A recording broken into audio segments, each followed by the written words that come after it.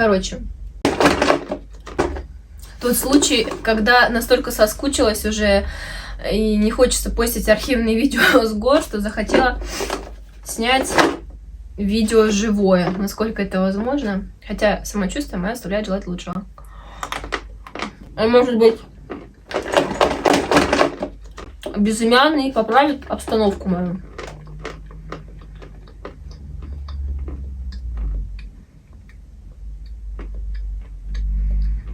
Вкус из-за болезни чувствую, но достаточно такое размытый.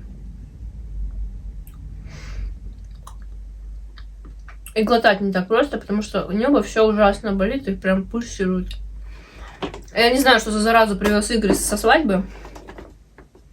Мы все уже переболели. Он, Мила, я на закуску.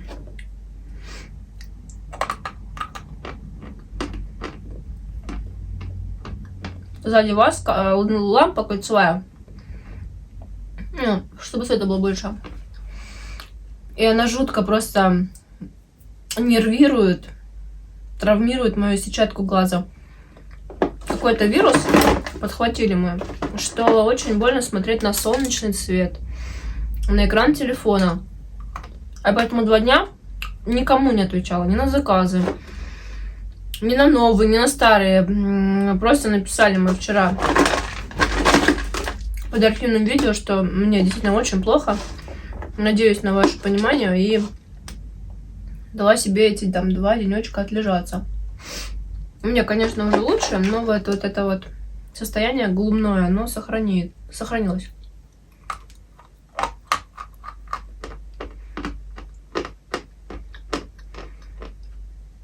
Вообще интересная штука в жизни, знаете. Где-то числа 29-го у меня должна была состояться сделка с Таиландом очередная. Мой оптовик покупатель. Оптовый. Ну, с Таиландом. Я собрала ей глины, упаковала, все, разложила, подписала. Приходит день оплаты, она пропадает. Хотя это ей вообще не свойственно. Я ей пишу, там, сначала переживала, как она, что она. Смотрю, смс-ки доходят. Почему вы меня игнорируете, там, культурно спрашиваю. Дорогая, все ли с тобой в порядке? Ну, без каких-либо претензий, злых там умыслов. Я дождалась, что она мне ответила. Она вышла на связь, сказала: извини, пожалуйста, давай пока отложим нашу там покупку. У меня заболел ребенок, дочка у нее, ковидом. Я сказала: без проблем, все останется без изменений, даже цена, хотя доллар, как мы знаем, в России он все ниже, ниже, ниже. То есть, получается, мне будет не так выгодно продать ей спустя время. Ну, как бы я сказала, что, ну, все мы люди, всякое бывает, главное, чтобы ребенок поправился. И вот это мое, да, отношение к клиенту, который вовремя не оплатил. У нас произошли определенные там накладки в работе, потому что я могла бы другого клиента в это время обслужить, собрать ему заказ. Ну, так вышло. У человека произошла неприятность, я ее понимаю, поддерживаю, жду ее, со всеми ее, сохранив за ней все ее привилегии, да, покупки этого заказа. Проходит 3 дня, я заболеваю, ужасно болит горло, текут глаза, слезятся, до сих пор слезятся. У меня заложенность носа, у меня вот эта сторона полностью, она еще и болит, пульсирует. Лимфоузлы, наверное, заложила, дало отек или что это, не знаю. И одно ухо начинает, ну, лимфоузлы, когда давят, на слух и на зрение, на все это влияет. И знаете, что происходит самое интересное? Меня также теряют мои клиенты, и не все, и даже не половина как-то достойно начинают там писать, спрашивать, почему я там пропала, я их понимаю. Но вот она разница. Некоторые начинали там уже обижаться, дуться, не знаю, какие-то гневные слова писать. Кто-то просто сидел, ждал. Я сегодня вышла на связь, сказала там: извините, так и так, но заболела, действительно, это крайне редко происходит, особенно со мной, я болею очень редко, но метко. Ну вот, мой организм сдался, он заболел, потому что нервы были в последнее время. Я такая сижу и думаю, Вот у тебя 29 мая, Кать, была ситуация, когда тебя клиент вовремя не оповестил о том, что заказ может пока отмениться. Он заболел там, его близкий родственник заболел ковидом. Ну, ты все как бы без проблем, все приняла, все хорошо. Казалось бы, от судьбы должна быть такая история. Раз я заболеваю, ковид, кстати, у меня отрицательный пришел, слава богу, ну, тоже неприятный какой-то вирусной болячкой. И казалось бы, ну, ты такая круто разрулила ситуацию с клиентом из Таиланда, значит, соответственно, что тебе должно? Все твои клиенты должны такие сказать: Катя, поправляйся, мы с тобой, мы все ждем. А фиг. Клиенты все разные, все равно начались у всех разные абсолютно реакции. Кто-то, говорю, тихо подождал, сказал: о, все в порядке, ничего страшного, мы ждем, мы вам доверяем и так далее. Кто-то, наоборот, забил тревогу, начал обижаться. Это моя уже крылатая фраза: какие мы все-таки все разные.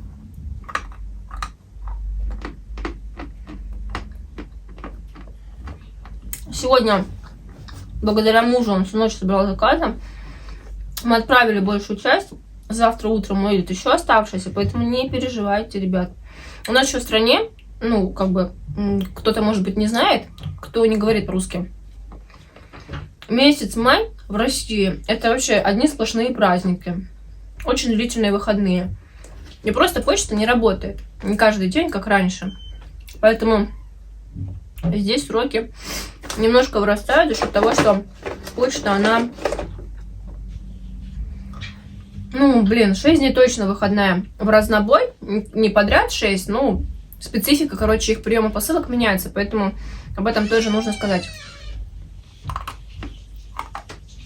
Смотрите, что у меня есть. Ой. Бля, не завалить бы. 28 килограмм Антошки. Я отправляла своему клиенту в Америку. И на балансе. И еще у меня в наличии 10 осталась. Распакуем, может быть. Я, правда, сейчас буду вся в милу. Вся в милу. Давайте посмотрим с вами. Сейчас перчатки найду. Где-то тут они. Должны иметь перчатки.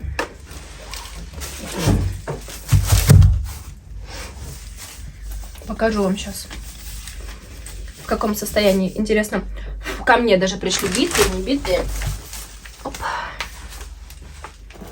Ой, прям все в рукав засыпалось.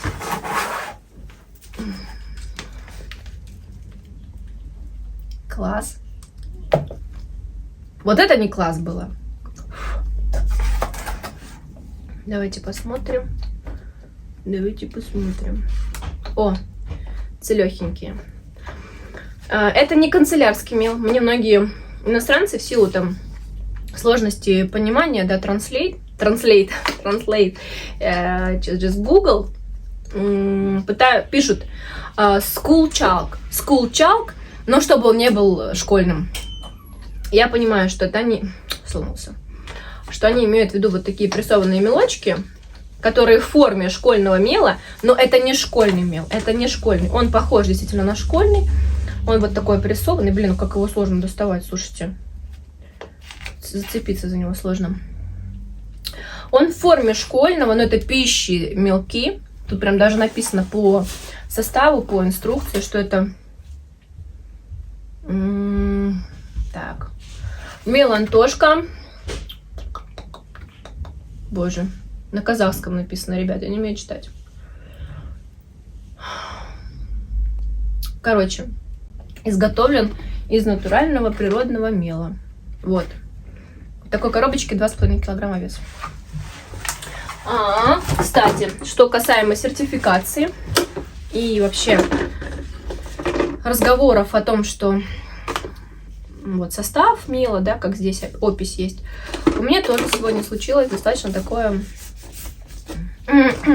серьезное событие. У нас уже до этого была лицензия, она закончилась, пришлось ее продлевать. Но на добычу, на состав мелков моих.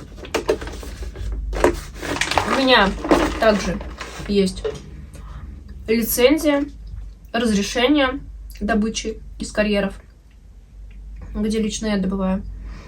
Химический состав мела, в котором по пунктам расписано его составляющие, его вещества, что входит в него. Биологический, да, химический этот анализ, как он там правильно называется, развернутый. Поэтому вот сегодня мы отлистали денежки, продлили лицензию, сделали очередную, как он там, судмедэкспертиза это на состав, в том, что у нас все это проходит лабораторные исследования. При желании мы можем вам скидывать хоть ксерокс, прикладывать к заказу, хоть оригинал фотографии этого документа. Так что такое сегодня большое дело сделала. Вот я ради этого дела, честно говорю, приводила себя в порядок, что понимала, надо ехать. У нас была договоренность с человеком, мы ждали заплатить деньги, внести оплату. Так что вот вы знаете, что никакого подполья, никакого, не знаю, там, чернухи, никакого не ликвида. Все официально, все прозрачно. Стоит это, конечно, немало денег, но оно должно именно находиться в таком виде. Все легально.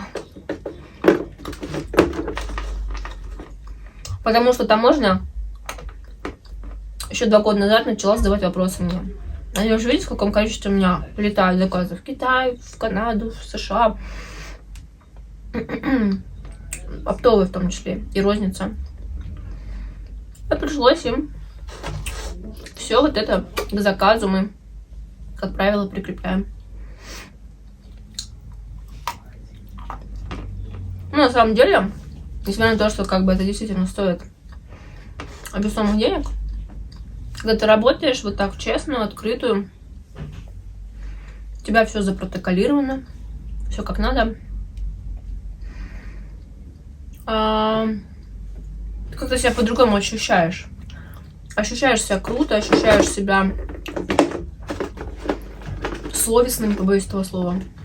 Поэтому крупные продавцы, кто продает, не имеют вот таких документов, бумажек. Ребят, сделайте, не пожалейте денег, это того стоит.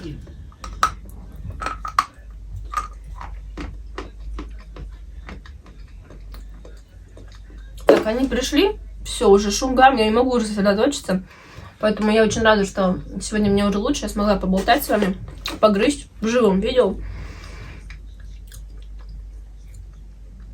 Пойду готовить ужин, попью с водички, сяду монтировать вам ролик. Вот.